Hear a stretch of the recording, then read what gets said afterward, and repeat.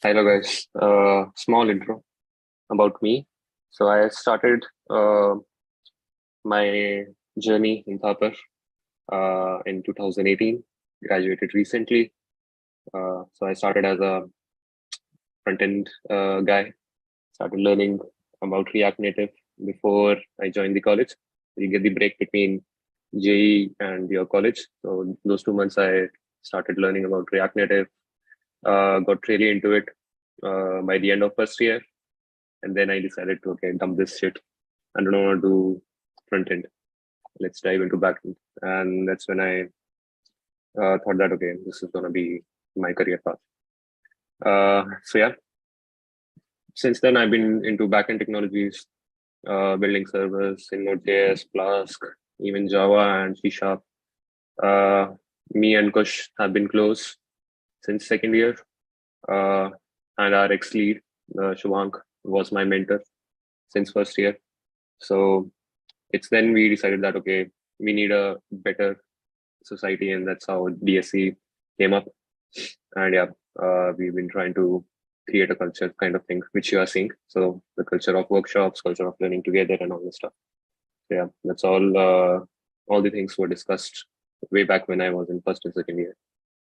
So yeah, after becoming a DSC lead in third year, I also started my first, I'll say, professional internship at Upmesh. So at Upmesh, we were building backend for backend and frontend for a live streaming commerce. Upmesh is a Singapore-based company. You can go and check them out if you want. So yeah, that's where me and Kush also came together for the first time, building on something together. So yeah, that was our first project, and we really had a lot of fun. Even Jay was there. So yeah, all the leads and co-leads working on the same project for a company. It was exciting times. After that, I joined Berops. Now, yeah, I'm currently at Berops actually. So been working as a platform engineer there. I try to manage Kubernetes clusters for them. So I also help them to manage some of their clients and building their in-house tools as well. So yeah, that's currently what I'm doing there. Okay, enough about me. I'll dive quickly into DevOps. Okay, I don't want to waste time. So since this is a preliminary workshop, I decided to give.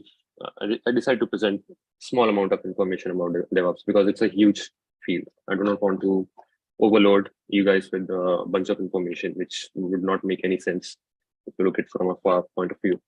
So that's why I decided to make it a series of workshops rather than a single session. So yeah, I'll sit with my team and decide on what are the slots available where we can host these regular sessions, and they will be like classes. So basically, you'll be understanding and building upon your concepts after each class. So yeah, make sure if you really want to learn, you attend all those classes. So yeah, or even you can watch the live streams afterwards. So yeah, that's fine. Okay. So let's dive into like what is DevOps. So I'll have a very small intro about what it is and why we need DevOps, first of all. Okay, so before DevOps was a thing, people used to deploy their infrastructure like maybe twice or thrice a year. So let's say you are working in a company called Avengers and you decided to build their backend. Your team is building, adding features continuously. You're testing them out, and that's it. That's the end part where the development came. And there was a team who was called operationals that would take care of deploying and managing the deployed version of your app for the entirety of the life cycle. So like they'll ask the dev team, okay, it's time to deploy the new version. So let's prepare for that. And they would like merge around 20 to 40 features at once and make it live. And they used to do this for like twice a year. So yeah, that's how it used to work, because operational was a very huge task back then. You have to bring down the site, update the repo, update the dependencies, download them, push the code live again, maybe change to your network policies as well if you're adding some new services. And it was a huge task. So like people used to take vacation before going for operation so that they're not tired, because this used to be a spree of long hours sitting in front of the laptop and like progressing from like bringing down the app, updating it, and then bringing it up again. So it used to be a tedious task. It's back then they used to use servers. So when I say server, it was like a machine in there, somewhere in there, like a room specified for it. So they used to run everything on their premises, and they used to physically connect to it and make the changes to it. So yeah, that used to be how we work. But now things have changed a lot. With introduction of private public clouds, you can easily get a VM, set up it within seconds, and expose your services to the world within few clicks. Okay, so that's when services like AWS and GCP came to us, and they provided us the resources at a very comparable rates, and gave you the freedom of like not worrying about buying hardware. So yeah, so now hardware was there for us. Now we needed a way to manage our deployment parts. So you don't need to worry about like if your VMs are up or not, if it's gonna like the resources are gonna be less for you or not. You can easily upgrade them. So that was not an issue anymore. Now it was more about like how you want to deploy your apps. And this is when we get a concept of containers. So yeah, I've been talking about VMs. So VMs are nothing but your operating system working on your dedicated hardware, and you're managing it through software. So it's a little bit different from using a PC. So I hope you all must have heard about like tools like VirtualBox or VM Workstation, which I used to run and maybe try out new OS. That used to be my hobby when I was at your stage. So yeah, that's how people used to work as well. They used to spawn different VMs on their local hardware and use dedicated systems for that. So yeah, now we have something called as containers. Now containers are a bit more efficient. We'll discuss more about them and we'll see how they work. So yeah, containers are nothing but a small environment on top of your own OS. So VM does not come upon your own OS. VM comes just right above your own hardware. So that's the basic, very layman difference between a container and an OS. So we'll discuss more about that. So yeah, this is a very important diagram which you see in DevOps. Now DevOps is again like made up of two words, which is development and operation, as we were discussing. So in Dev, you write code, make sure it's compiling, test it out, do all this stuff which a developer does. And operation comes in like releasing it, deploying it, configuring it, and making sure that it's serviceable and it's up for general public to access, or whatever who's accessing it. So yeah. So when a person is responsible for both these tasks, that means he's the guy who is looking after DevOps. So it's not about just deploying stuff, it's also about development. That's a very common mistake which people do. Like they assume that DevOps is about operation only. It's not. They think that because they have been doing development and operation has been added to their job, so they think, okay, now I'm an operational guy. So if I'm doing operation, that means I'm DevOps. That's not the case. So if you are developing your own system or own piece of code and deploying it by yourself, that means you are a DevOps guy. So yeah, this is a very basic introduction to DevOps. We'll go more into it through the series of workshop, and we'll see each part of it. So like right from coding to monitoring. That's my goal, to give you a taste about each cycle of this DevOps infinity loop. So yeah, and you can see why it's infinity, because once you plan your code, release it, make it available, and monitor, you are then again into cycle of planning your new feature, coding it out, and building. So yeah, this thing keeps on going. That's why it's an infinity loop. So yeah, okay, moving on. So let's start with the first chapter. which is what I was discussing, the containers. So yeah, this repo is pushed on my GitHub. Moderators, if you can provide the link for them to follow, that would be good. Sure. Meanwhile, I'll share my screen. So yeah. Okay. Let's start with the introduction. So I have given a link to the blog post. So let me open this as well. I will not go through it in detail. I just want to give you a glance. So yeah, this is a FreeCodeCamp website blog post. If you have not heard of FreeCodeCamp, I would highly recommend you guys to check them out. They have good resources on pretty much everything which you want to learn. So yeah, this is a blog post from them. It's a long one, so I would not deep dive. So yeah, as I was talking, they will talk about containers and VMs, how VMs work, how container work, how VM is different from container. So yeah, we'll use a basic example here. So as I was talking, we have our hardware, we have our host OS, and we have something called as hypervisor. So hypervisor enables us to like share resources on kernel level. So yeah, hypervisor actually does not talk directly to OS. It sits right between host and server actually. So yeah, its basic job is to get the resources allocated for these VMs. Now VMs are nothing but like they also have a OS running inside them, and they have all the libraries and all the stuff. So it's basically like same as running your own OS on a different hardware. So yeah, I used to do this just before installing a distro, so that I have a look and feel of it and see if it's worthy for me or not.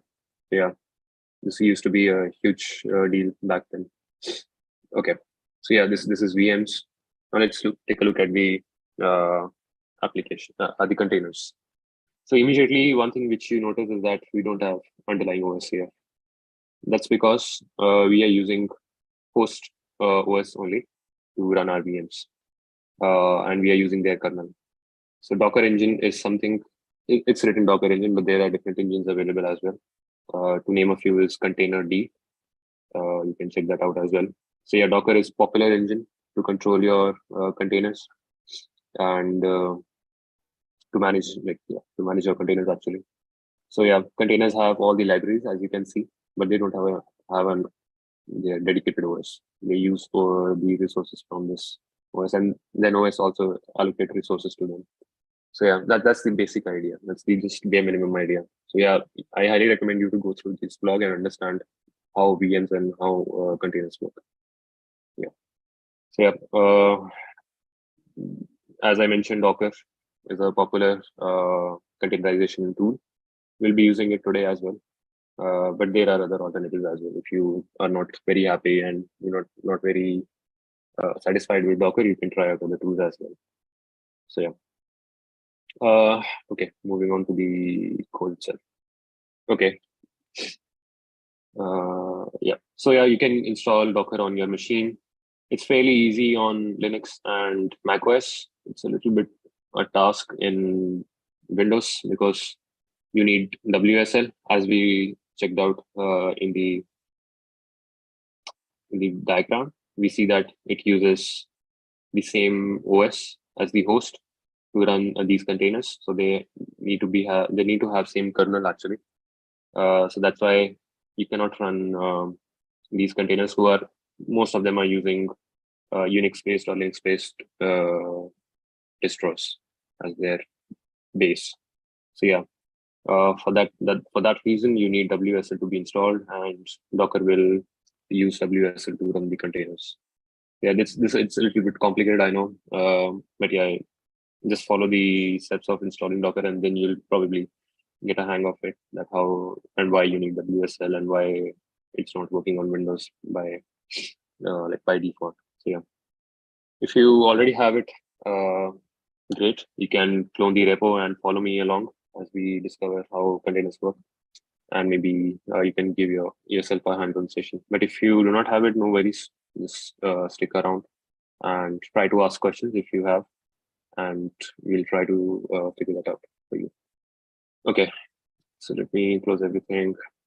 So yeah, we'll start with just basics of writing your container. So how do you start actually? Okay, so as you can see, I have Docker installed. So if I can type correctly. So yeah, I'm currently on this version, as you can see, of the engine. The engine is responsible for running the like building the images and all. And you can also see that we are using underlying runtime for container, which is container D. So yeah, you get a whole lot of information about Docker with the Docker version. So yeah, it's just a check that Docker is installed. By the way, I have just done my alias for Docker as DC because it's easier to type, nothing else. So if I do Docker version as well, this should give me the same output. Yeah. Okay. So for the first chapter, we'll be looking at how you want to Dockerize your application. Now, by Dockerizing, I mean you want to run your software inside a container. Okay. For that, you need to build an image. Now, image is something like a piece of instructions which you'll provide to the container runtime, and it will read the instructions and perform tasks to spawn a container. So yeah, the one thing which you are looking at on my screen is something called as Docker file. This is used to build your image. So when we build an image, we say that, okay, use this particular base image. So if I go and check like node, I don't know why I found that thing. So yeah, node image. So it will take me to the Docker hub, which is also something like GitHub, but for images. Yeah, we'll talk about it in later stage as well. So yeah, you can see it's fairly used. There are over 1 billion downloads for this node image. And you'll see that there are different tags available. So yeah, each tag is just like a different version of that image. Okay, so you can see we have 18 as the latest version. So if you check this 18 tag, you'll get the node 18 stable version of it. So yeah, you can specify like the proper semantic versioning as well.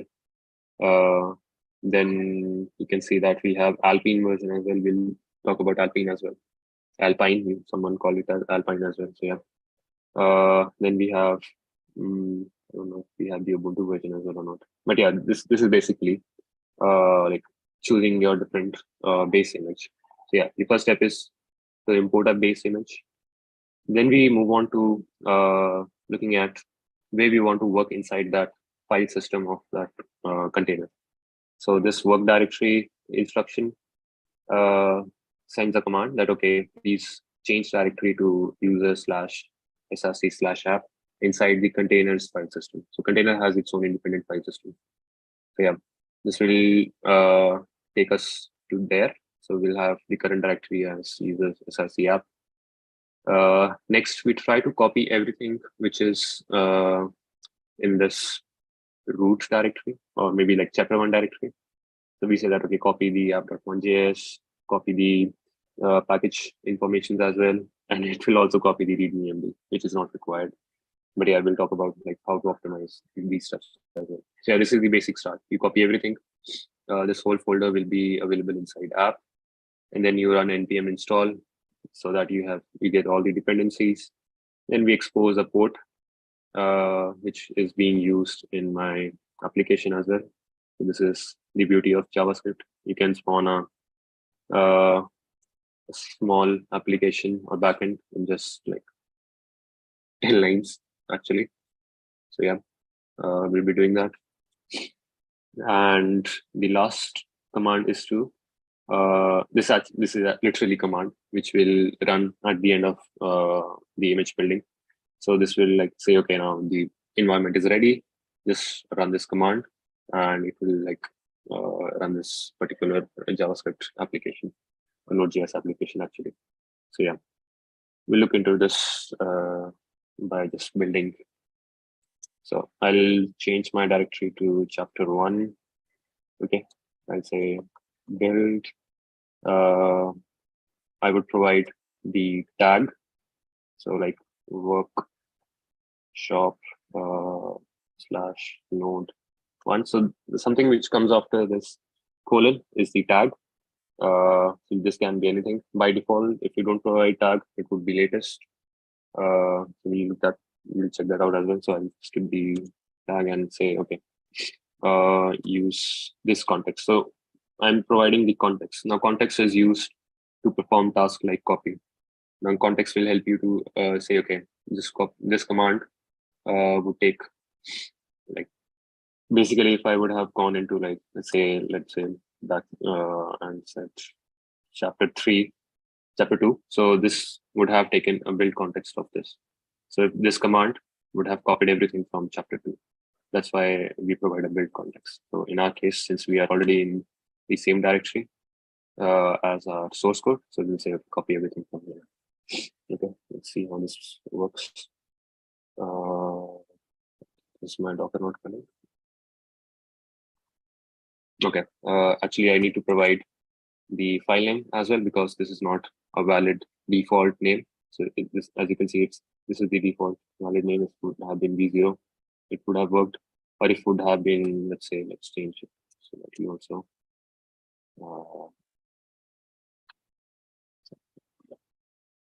Yeah, DC is just an alias. I had mentioned that. If you want to remove the confusion, I'll use Docker. But yeah, this muscle memory will pop here and there. Yeah, I'll use this. See, that's why, because I can't type Docker. That's why I have the alias. Okay, so yeah, it's building the image. Now, image building is also a very interesting process. It happens in stages. So yeah, you can see it build the image. Just to have a look at if my image is available or not, I'll say Docker images, again, typo there. And you can see, yeah, we have the workshop with the latest tag. And it was built 13 seconds ago. And the size of this particular container is around a GB. So yeah, this shows us that, okay, the image is there. Now, if you want to run this container, that means passing the image to the runtime. We'll say Docker run, the port which we want to expose is 3000, and map it to 3000 as well. So this is the host port, and this is the container port. The container port is 3000, and I said that, okay, map it to my local host 3000 as well, so that the traffic can move between container and my machine. Okay, and we'll provide the image name. Yeah. Okay, Blazing Fast server is running. I go to localhost 3000. I should see a simple server and a string returned to me. Okay. Yeah, this is the basics. This is literally the steps you need to run a basic container. Yeah. Okay. To pause a container, it is a little bit tricky. Like if I run, let's say, Command C or Control C for Mac, it would not take it as an interrupt, because our shell is not linked to the server or the container.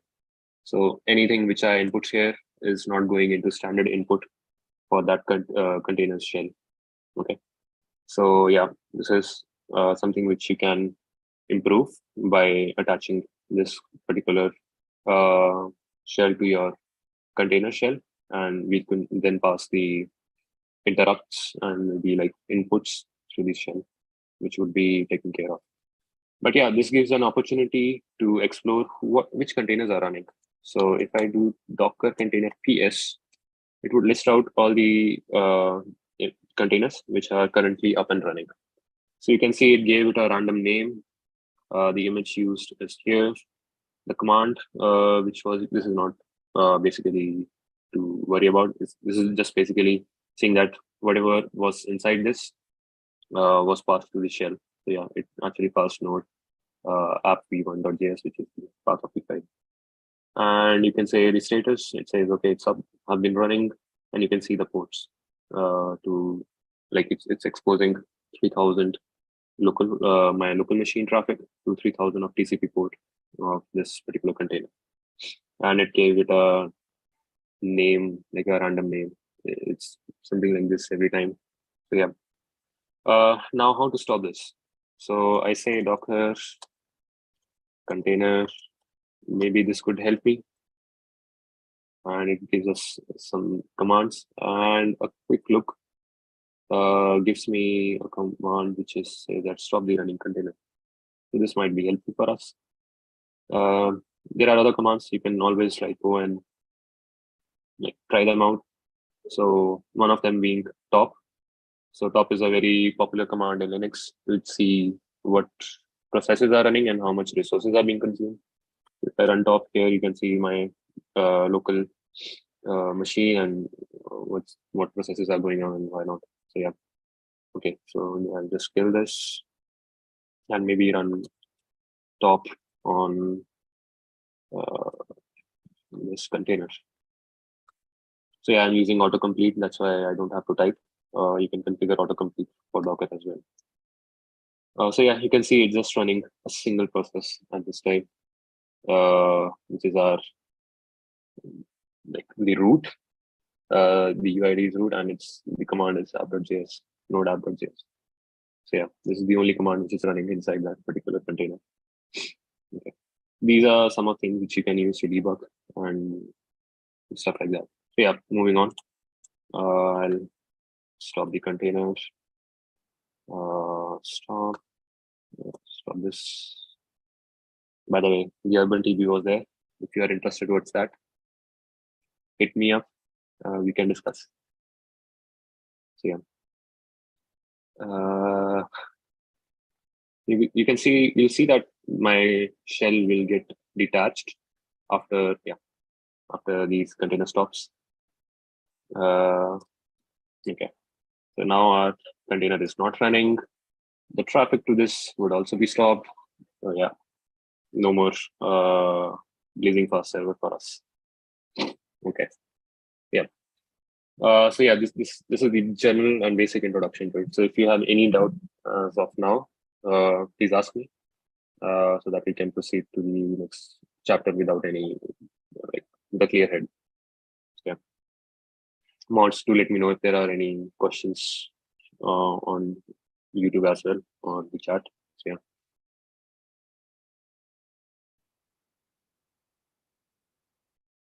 Okay, one more thing.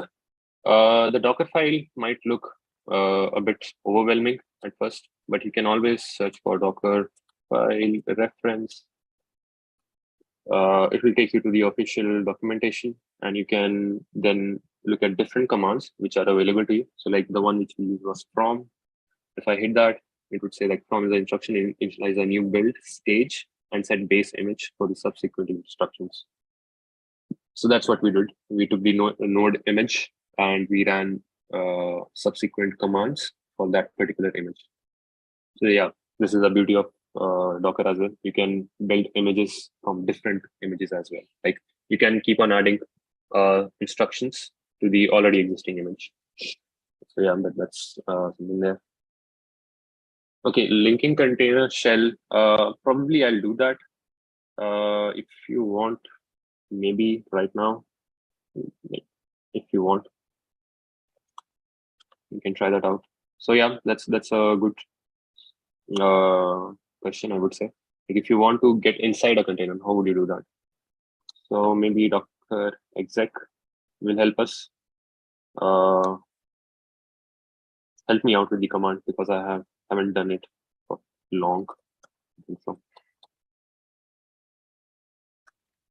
Maybe yeah, I'll fail probably. So yeah, we'll do the quick Google search. Docker exec into container. hyphen IT भी डालना पड़ता है वो Oh yeah, interaction for the interactive shell. Yeah. It's fine. And then use bash में बस डालना पड़ेगा. Double hyphen की I think जरूरत नहीं है ना. This one, yeah, this is for I think it's not happy. I think simple bash लिखोगे तो शायद हो जाए. वो मेरे पे भी depend करता है actually. I think it's the IP should come after. Yes. हाँ exec के बाद है. Is it double dashes or single dashes? Single dash, single dash. Yeah. Okay. So yeah, we are inside the our container. It provides us with the bash shell. You can use sh as well, but yeah, it's just the preference. So you can see we are in the current working directory as user src app, which we had specified in our Docker file. And if I do an ls, you can see all the files were copied, even the readme, even the Docker file. That's funny, but yeah. And our app is there. Our node modules are also there. After the installation, they would have been refreshed or maybe like copied from the root as well. So yeah. And this is the exec, and you can like literally go inside root, look at what are different things available. So you name, you can see it's a Linux container, and you can get all the information about it as well. What kernel is it's using and whatnot. Yeah. Okay. Okay. Yeah. Okay. Someone pointed out that we should use the -f command. So the one why I had to rename the Docker file, we'll look into why. Let me just stop this. Stop. Not start. Let's stop. And yeah, DB again, slipping there. Stop it. And I'll show you one more thing. So once we stop the container, I'll run the PS again. So you'll see that there is no container, but what if I want to know all the past containers? Actually, the container is not deleted. The PS means that it's stopped. I can spawn this container again. Like I could say, start this particular container again. You can see there, these are two containers, but they are different, even though they use same command, same image, but they are different. So if I say like Docker start, no, container start, and I provide the ID, it just print out the ID, but yeah, in the background, if I look, yes, yeah, you can see the container is up again. Okay, it was not deleted, it was just stopped. So yeah, you can run the already stopped containers as well. Yeah, and that's a quick thing which I wanted to point out. So yeah, stop and stop this. Okay, meanwhile that's happening, I'll rename the Docker file. It might happen that you say that, okay, I don't want to use the default name. I have different versions of my Docker file. So how you provide the specific Docker file for that? Yeah, you say DC build, workshop, and say file as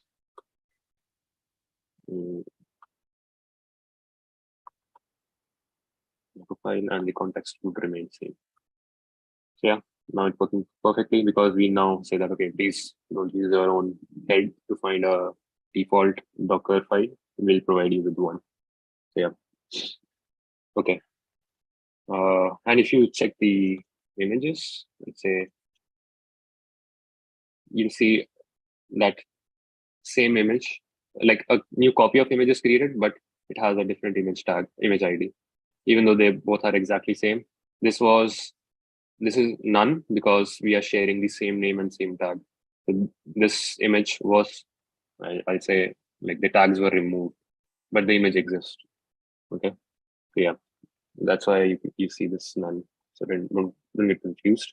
If I would have changed the name of the tag here, we would have seen workshop latest here, but this would have been a different name. So okay, I hope this is all clear about the basics of running a container and playing with it. Like anything else?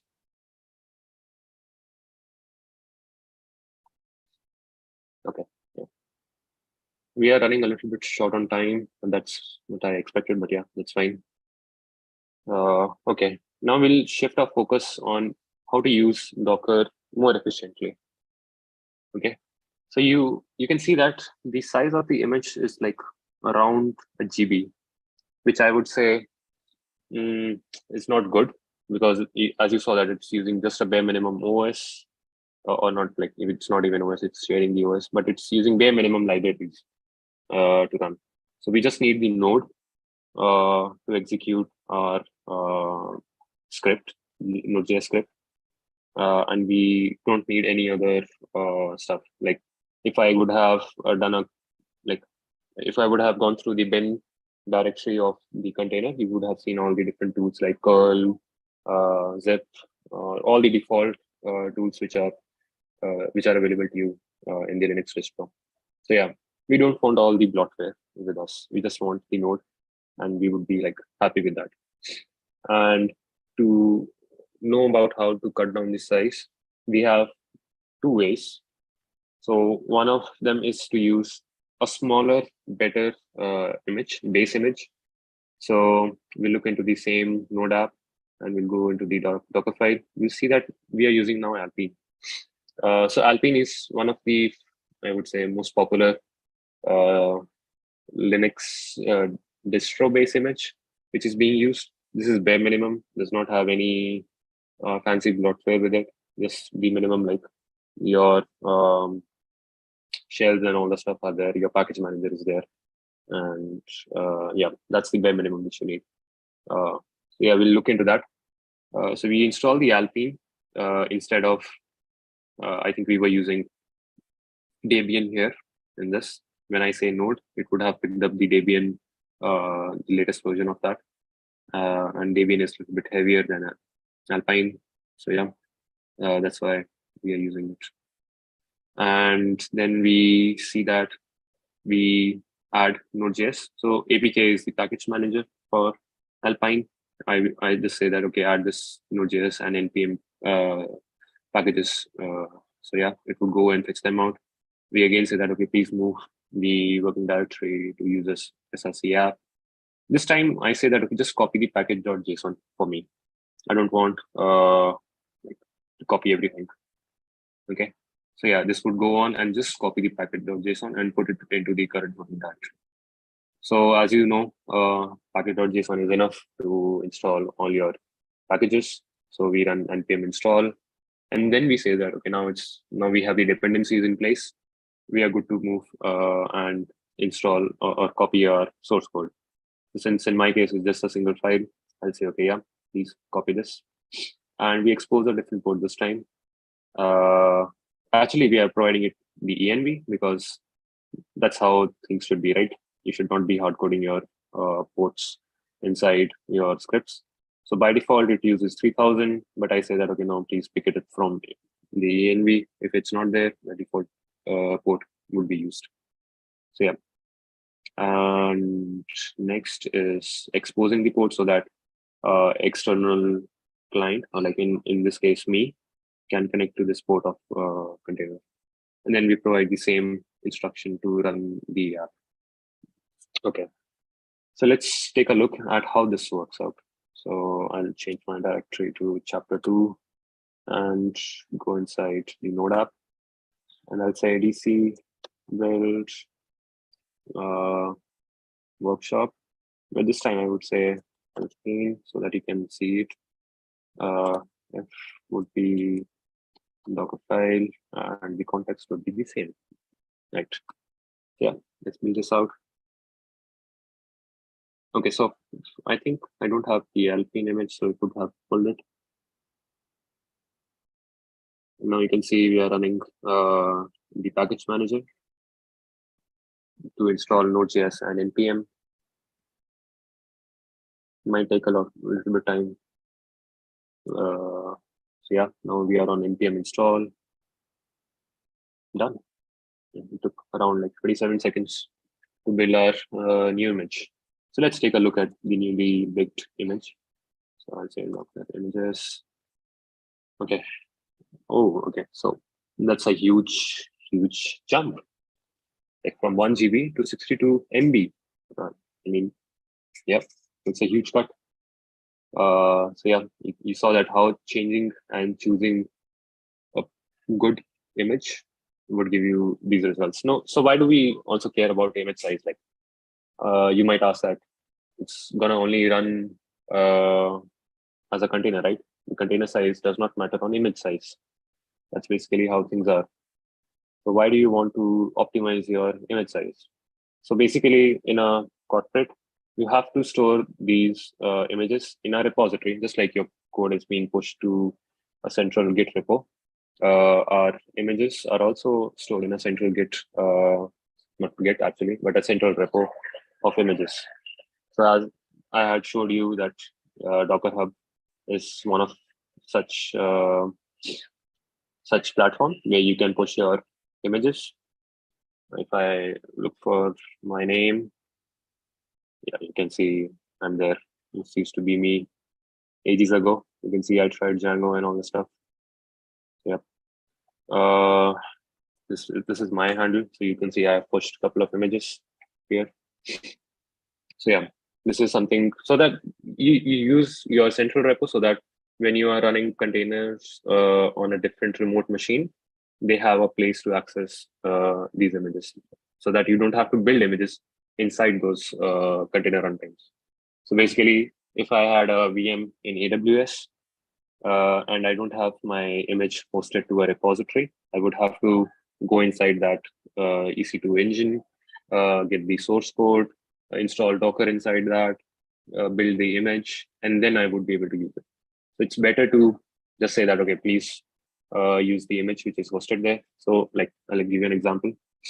So let's say I pick this image and I say, okay, please pull it. So if I go and paste the command, it would actually pull the image and would be available for me to use directly without building and without any of the stuff. I know it's error or something like that, but yeah, that's the idea. Okay. So yeah, you can use these repositories for such cases where you just want to run your applications without building the images actually. So yeah. Okay. So we saw that how it helped us to bring down the image size. Now I can save at least some amount of money in my repository resources, which I had bought to store images. So yeah, my boss would be really happy with me, maybe. So yeah, okay. Now let's look at the second approach, which is using multi-stage builds. So multi-stage builds is something which like most of the regular users don't use, but I highly recommend them to. So let's look at a Golang application and see how it's different from what we trying to do. So I'll just go ahead and build this image because this would give us the base, like the benchmark of what's the sizes. Okay, so I'll move back to a Golang image, and I would say VC build, and I would say this time I would say Golang v1 and provide the Docker file v1 and the same context. By the way, it's also a simple Golang app, just exposes the root URL maybe. So yeah, we'll see how it works as well. Okay, now the Golang app is ready. Let's see what's the sizes. So Docker images. Okay. Yeah, it's here. So you can see if I use this particular image, the one which was used in V1, which is Golang, the size is like pretty big for a normal image that does not do a lot of things. So it's again like 797 MBs. Let's try to bring that down in version 2. So in version 2, we use the multi-stage build process. So in the first stage of the build, what I want is just to get the source code from the directory and build the object file or like the binary file which would be used to run.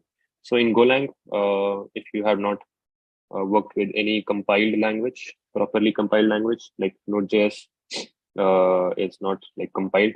You provide the script to it and it's interpreted by Node.js at that same time. So just-in-time compilation is something like done there. But for languages like C, C#, C++, you have to compile your app and it gives you a binary file for that. So yeah, this go.app is actually a binary file. So I can like literally go and say go.app and this would run. It's built from this source code. So yeah, so this will take advantage of this behavior of this language, so that now I know that I don't need go mod, I don't need go sum, I don't need main.go. I just need go app binary file to run my application.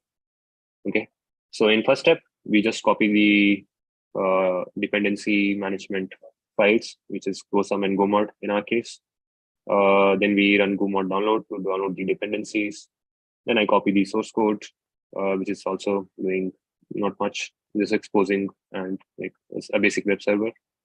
Then we say go run build to build our binary image, a binary source code. And we use another image. Now Scratch is the basic image, which is provided by Docker itself. So if I say Docker Scratch,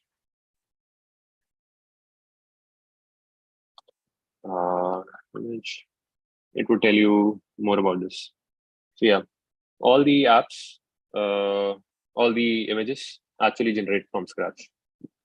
So yeah, this is like being used to used by all the like Node.js and maybe the Golang as well. So yeah, this is like the bare minimum empty image which you'll get, and you can use this. Okay, this is so empty that it does not even come with a shell itself. Yeah, you have to like install all the other libraries and all the stuff if you want. It comes with 0 library with it. So yeah, we know that now we have a Scratch image. Now we want to copy the binary, because we know that the binary does not require any other tool to run. It's just a binary file. It would be accepted by the OS, right? So yeah, we don't need any library or framework to run our built app. So we just copy it. Now I specify that this time when you are copying file, please use it from previous image, which was named as build. So yeah, this command would instruct to go inside this directory and look for something called as go app and copy it to the current working directory of this particular stage.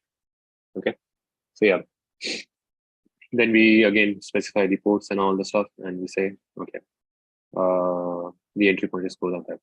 Now you might think that we are still using the Golang image, which was used in V1. So how would it actually make a difference? We still have that same image. We still have same operations, pretty much same source code, and same things are copied. So how would it make a difference?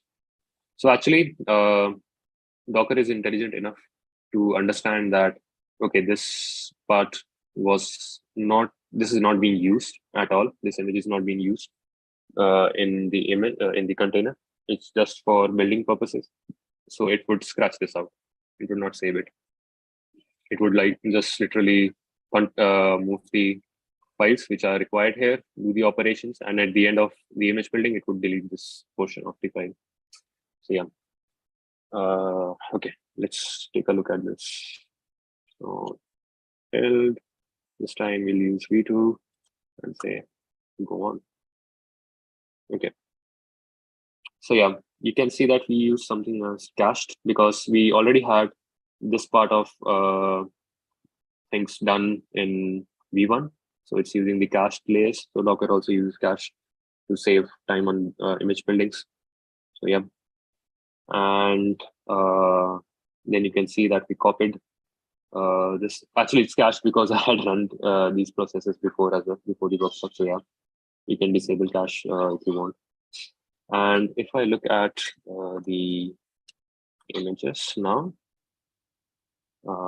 okay, yeah, I forgot to change the tag, but yeah, you can see the size comes down to 6 MB. That's the bare minimum you can get from a Golang app. Yeah, that's a huge sum again. Yeah, so like it's almost 100 times smaller than what we had with the Golang V1 version of it. So yeah, these are the two techniques which you use to bring down your image sizes and to have a better building process as well. Okay. So yeah, this was a small demo again on how to bring down the sizes. So any doubts so far, please post them.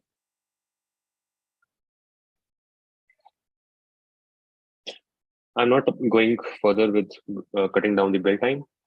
I think I'll discuss this in the next session because I had only 1 hour and I'm pretty much running out of time here. So yeah, I'll dedicate the rest of the time for doubts and queries if you have.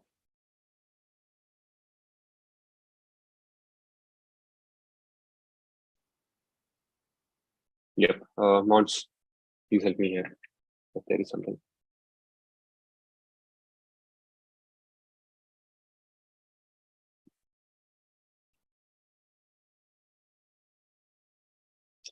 The from command, yeah. So this from is specifying the copy command to use this particular image. So we can name our images as like whatever you want. So I made it like build because this is being used for build. That's why I said okay from build. You cannot use this for like if you want to copy something from your host to a file system. You use this only to copy from other image file systems. So this could be any existing image as well. So like we had workshop, right? Workshop Alpine. You can say that, okay, yeah, you can copy it from workshop Alpine as well. That's also possible. One more thing which I wanted to show is like you can explore the images as well. So if I say DC history and I want to look at workshop Golang, so it spits out all the various steps of the image building process. And you can see where the sizes are coming from. You can see when we started with like scratch, it's only like all the stages are 0, literally 0. But when we copy the binary, it's of 6 MB, and that's the literal size of the image. Okay, how you expose the container to web? So you saw that once we run the Docker container, the port is available to be accessed, but then the client has to create a connection between the host and the container. So actually, when you are running when you are running containers on production or like trying to host it, you do not like run containers in just Docker and say, okay, my traffic would be routed to it. There are better tools for this. The one which we will be discussing is Docker Compose. You'll see how that helps us. And other tools are Kubernetes, which is also a container orchestration tool, similar to Compose, but much more advanced and using much more feature set as well. So yeah, you can, if you are just like experimenting things out, you can say that, okay, get a VM on AWS, pull your image, run your container, and then when you are running your container, you can specify, when you're running your container, you specify this -p, which maps your port, like the 4000 port on my host to the 4000 port on my container. So yeah, that's how any incoming traffic to your VM on 4000 would be automatically redirected to 4000 port of the container which is running. That's how you do that. Okay, so what's the entry point command? It's a little bit different from command which we had been using in Node.js. So yeah, good that you spotted that. So yeah, CMD is actually same as like takes in an array of commands which would be running. CMD uses like it would know that okay, this is something which is available to the image library, and this is the argument which needs to be passed. Okay, so if you want to get more details, you can like always quickly check CMD versus entry point, and you get a like a proper Stack Overflow page. That's something which I would prefer. So yeah, you can see that they have a proper explanation. I'll drop that in chat for you for more details. So yeah.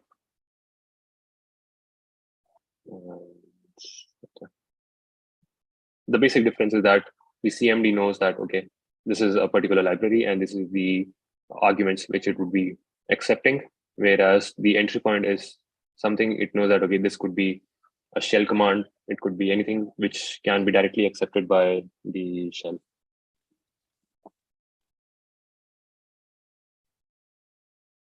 Yeah. Anything else?